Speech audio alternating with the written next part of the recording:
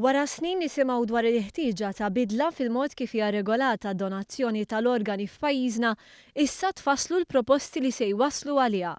Is-Segretarju Parlamentari Chris Fern nieda white paper għal konsultazzjoni pubblika li għandha lan li twassal għal liġi dwar id-donazzjonijiet tal-organi u t-tessuti. Dil-white paper li qegħdin niedu llum ħaniftħu diskussjoni u konsultazzjoni dwar qafas legali ta' kif wieħed jista' waqt ħajtu jew wara mowtu ħalli l-organi tiegħu għat-trasplanti ġifieri biex gawdi ħadd ieħor minnu.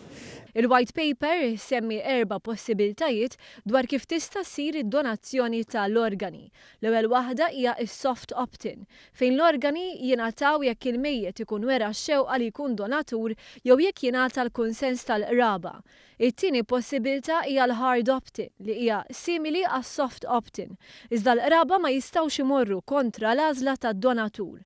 Is-soft opt-out tajt li loti tal-organi ma jistax isir jekk il-mejjed ikun għażel li ma jingħatawx.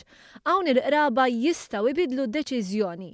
L-aħħar possibilità hija l-hard opt-out, fejn il-mejjed ikun għażel li ma jittieħdulu l-ebda organi u dik id-deċiżjoni trid tkun irrispettata.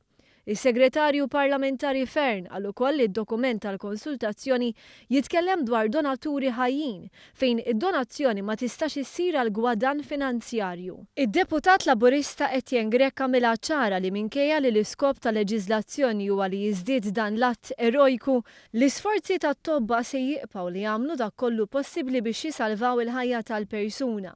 Iż-żmien ta' konsultazzjoni jintemm f'Mejju.